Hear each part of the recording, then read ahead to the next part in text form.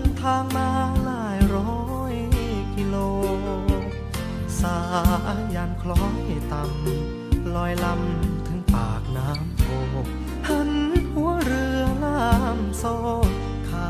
งปากน้ำโพสักคืนพี่เร่ร่อนนอนกินกับเรือน้องจงคิดเพื่อฟื้นให้จอดเรือหน้าบ้านควันยืนคืนนี้เดือนแจ่มขอจอดพักแรมสักคืนพอรุ่งเช้านอนตื่นจะลาควันยืนล่องเรือต่อไปเป็นบุญตาที่ได้มาปากน้ำโพพบน้องคนโกผู้โกใส่เสื้อสีไพรน้ำใจเอื้อเฟื้อหนุ่มเรือไม่อยากลาไกลอยากขายเรือซื้อนาซื้อไร่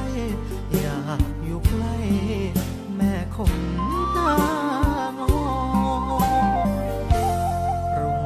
อรุณแล้วเจ้าแก้วตาต้องถอยเรือก่อนนาแม่ควันตาพี่ขอลาก่อนชาวเรือต้อยต่ำตัวดำเหมือนดินนาดอนโบกมือลาแก้วตาควันอ่อนแม่คนตางอนอย่าลืมชาวเรือ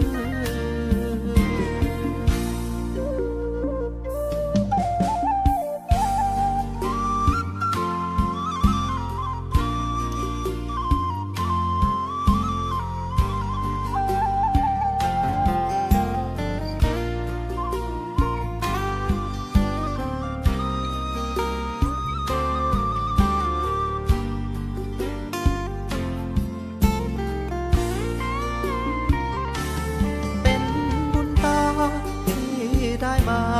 ปากน้ำโพพบน้องคนโกผู้โกใส่เสื้อสีไพรน้ำใจเอื้อเฟื้อหนุ่มเรือไม่อยากลาไกลอยากขายเรือซื้อนาซื้อไร่อยากอยู่ใกล้แม่คงตางอ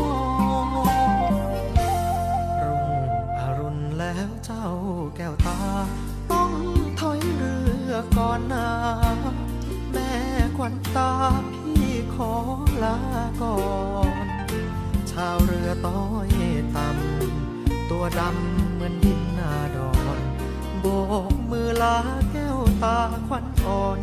แม่คน